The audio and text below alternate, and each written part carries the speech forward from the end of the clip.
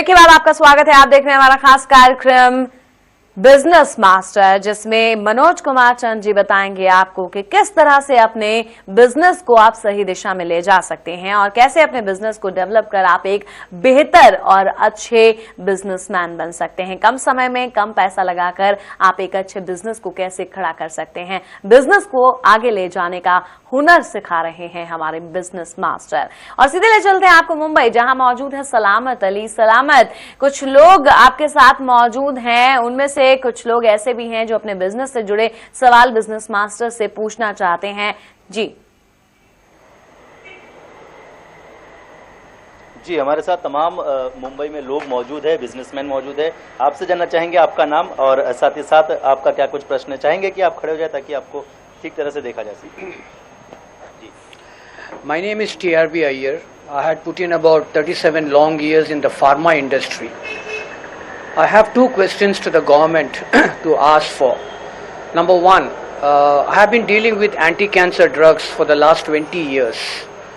And going by the infrastructure in the country, wherein the country which is supposed to be the second highly populated country in the world, and the cancer patients are getting afflicted more and more. So what is the government going to do in terms of improving the infrastructure? When I say infrastructure, is the government planning to have more number of exclusive cancer hospitals? All in all, as far as my knowledge goes, there are about 28 regional cancer centers in the country. But for a country which diagnoses about 12 to 15 lakh new cases of cancer patients every year, is this enough? So my question is, what is the government going to do?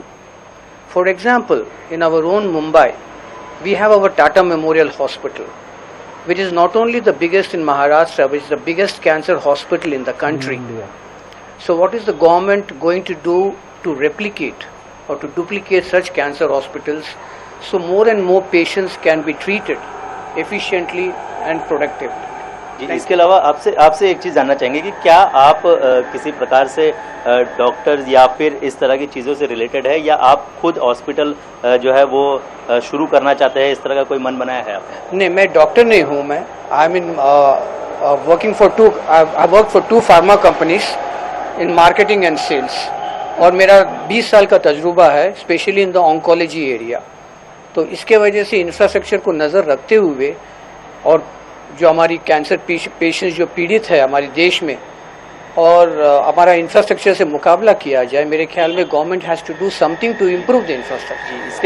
इसके अलावा हमारे साथ और भी कुछ लोग मौजूद हैं, उनसे भी हम जानना चाहेंगे। आपसे जानना चाहेंगे कि बिजनेस से जुड़े यदि कोई प्रश्न है तो आप पूछ सकते हैं। आपका नाम जानना चाहेंगे सबसे पहले, और क्या प्रश्न है वो आप पूछना चाहेंगे। Hello, I am my self Hiren Shah. Siddhi associates करके मेरी कंपनी है सर। बोरीवली में लास्ट 20 साल से बिजनेस चल रहा है मेरा रियल एस्टेट का। जैसे अभी शर्मा जी ने कहा, उनके एड ऑन पॉइंट एक ऐड कर रहा हूँ सर।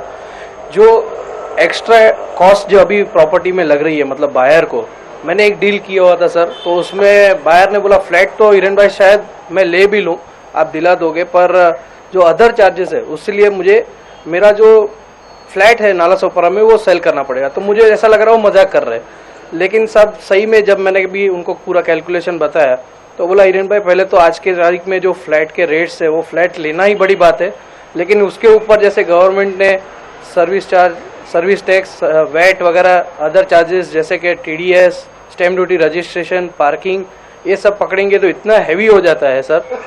तो मतलब आज के तारीख में मेरा ये सबसे बड़ा ये क्वेश्चन है गवर्नमेंट को, इसमें कुछ रिड्यूस करिए सर। तो प्रश्न यही है कि प्रॉपर्टी को लेकर जिस तरह से जब कोई फ्लैट खरीदा जाता है तो उसके साथ तमाम अलग अलग चीजों के जरिए जो है वो पैसे लिए जाते हैं तमाम उन लोगों से, उसके ऊपर किस तरह से निजात, ये एक प्रश्न है इनका।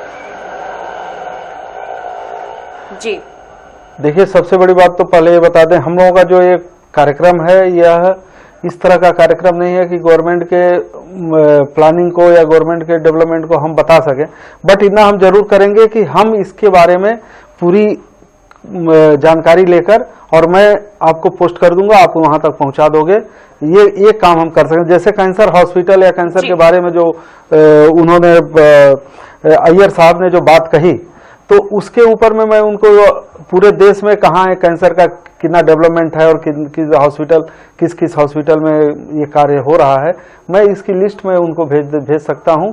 इसके अलावा इस कार्यक्रम में इसका कोई हमारे पास और दूसरा सलूशन नहीं है। एक बात आपको साफ कर देना चाहते हैं कि इस कार्यक्रम में आपके पास अगर बिजनेस से जुड़े सवाल हैं, किस तरह से आप बिजनेस को खड़ा कर सकते हैं, कितने पैसों में आप बिजनेस को खड़ा कर सकते हैं, किस तरह से बिजनेस को शुरू कर सकते हैं, कहां से कर सकते हैं बिजनेस की शुरुआत, इन सवालों के जवाब आपको बिजनेस मास्टर देंगे। और सरकार से जुड़ी योजनाओं का, सरकार से जुड़ी नीतियों की चर्चा हम यहां नहीं कर रहे हैं, उनसे जुड़े सवाल हम आपको नहीं दे रहे हैं, जवाब नहीं दे रहे हैं। हम सिर्फ आपको ये बता रहे हैं कि आप अपने बिजनेस को किस तरह से सही दिशा में ले जा सकते हैं, किस तरह से बिजनेस को खड़ा कर सकते हैं। और बिजनेस मास्टर लगातार इसी तरह के सवालों का जवाब दे रहे हैं कि कैसे आप बिजनेसमैन बन सकते हैं। बिजनेस मास्टर के पास जो हुनर है वो हुनर वो आपको सिखा रहे हैं इस कार्यक्रम के माध्यम से। एक बार फिर से आपसे कहूंगी कि अगर आपके पास बिजनेस से जुड़ा है कोई सवाल तो देर किस बात की, स्क्रीन पर दिए जा रहे नंबर्स पर आप कॉल कर सकते हैं और लगातार अपने सवालों के जवाब बिजनेस मास्टर से ले सकते हैं। और इस वक्त दिल्ली से एक दर्शक हमारे साथ एपी यादव जुड़ रहे हैं। एपी जी, आपका बहुत बहुत स्वागत है बिजनेस मास्टर में। पूछिए किस तरह का सवाल है आपका बिजनेस मास्टर से। मेरा सवाल है मनोज जी से। नमस्कार। नमस्कार। कि मेरा बेटा एम फार्मा किया है quality control and quality assurance में एम फार्मा से, तो उनको प्रोडक्शन लाइन में जाने के लिए कौन सी कंपनी या कोई पाथ उसको बता सकते हैं क्या? जी देखिए, फार्मा की कंपनी में अगर आप कल लड़का मतलब जाना चाहता है और फार्मा इंडस्ट्री में काम करना चाहता है तो इसके लिए आप सबसे पहले तो आपको ये जानना पड़ेगा कि फार्मा इंडस्ट्री सबसे ज़्यादा अगर है तो मुंबई साइड में है। वो मुंबई साइड में अपने मतलब एम्प्लॉयमेंट को देखें और प्लस जहां भी एम्प्लॉयमेंट न्यूज़ें जो आती हैं उसके द्वारा आपको ये मतलब खबर मिल जाएगा और फिर वहां से वो अप्लाई कर सकते हैं। जी, उम्मीद करते हैं यादव जी आपके सवाल का जवाब आपको बिजनेस मास्टर से मिल गया होगा। तो बिजनेस से जुड़ा कोई भी सवाल अगर आपके जहन में गूंज रहा है तो उसका जवाब आप बिजनेस मास्टर से ले सकते हैं। तमाम जो क्वालिटीज होनी चाहिए एक बिजनेस को खड़ा करने के लिए वो आपको बिजनेस मास्टर ने बताया कि कम से कम पैसे में किस तरह से आप अच्छे से अच्छा बिजनेस जो है वो खड़ा कर सकते हैं। मुंबई का रुख करते हैं जहां सलामत मौजूद हैं। सलामत, आपसे जानना चाहेंगे, आपके साथ कुछ लोग मौजूद हैं लेकिन सिर्फ वही सवाल जो उनके बिजनेस को खड़ा करने, उनके बिजनेस की ग्रोथ को लेकर हो, जिनका जवाब बिजनेस मास्टर देंगे, गवर्नमेंट की पॉलिसीज को लेकर नहीं। जी, हम कुछ और सवाल लेते हैं। आप इससे जानना चाहेंगे आपका प्रश्न क्या है और आपका नाम क्या है। बिजनेस से जुड़े ही प्रश्न करिएगा और यदि आपको आपके बिजनेस किस तरह से बढ़ानी है इस प्रकार की कोई प्रश्न है तो आप पूछ सकते हैं। My name is Rashmin Desai. मेरा नाम रश्मिन देसाई है। मेरा एक मैन्युफैक्चरिंग यूनिट है। मैं एमएसएमई कैटेगरी से बिलोंग करता हूं जो सरकार मीडियम और स्मॉल स्केल इंडस्ट्रीज को बढ़ावा देती है। तो मेरा एक है कि जो बढ़ावा इंडस्ट्री को मिलना चाहिए वो छोटे उद्योग से बहुत ज़्यादा सीमित है। उसके साथ तो छोटे उद्योगों को बैंकिंग फाइनेंस चीपर रेट से मिले, आसानी से मिले, लेबर लॉज है वो थोड़े सुविधा हो ताकि इंडस्ट्री बढ़ सकती है। छोटे उद्योग बढ़ेंगे तो बड़े उद्योग भी उसके साथ बढ़ेंगे और बड़े उद्योगों के साथ जो आज एक बड़ा यूनिट बंद होता है तो उसकी वजह से हजारों करोड़ों रुपया छोटे छोटे उद्योग वाले के फंस जाते हैं, वो बेचारे लाचार हो जाते हैं। तो मेरा वो है कि भाई अगर ये चीज अगर थोड़ी सुधारी जा सकती है तो डेफिनेटली छोटे उद्योगों को बहुत बड़ा सपोर्ट मिल सकता है। जी, बिजनेस मास्टर से यही सवाल है कि किस तरह से आप छोटे उद्योगों को बढ़ावा ये लोग दे सकते हैं।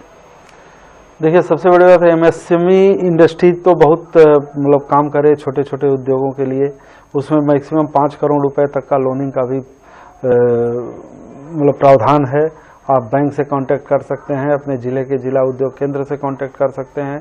छोटी इंडस्ट्री में बहुत सारे रिबेट और बहुत सारे छूट मिलते हैं जिसके आप लाभ उठा सकते हैं। तो आपको जहां आपके मतलब जिस जिले में रहते हैं उस जिले के उद्योग केंद्र से आपको बराबर संपर्क में रहना चाहिए। जी, उम्मीद करते हैं आपके सवाल का जवाब आपको मिल गया होगा। इस वक्त सलामत आपके पास वापस लौटेंगे, लेकिन एक कॉलर हमारे साथ जुड़ रहे हैं, मुंबई से ही है विनय अग्रवाल। विनय, स्वागत है आपका बिजनेस मास्टर में। पूछिए क्या सवाल है आपका बिजनेस मास्टर से।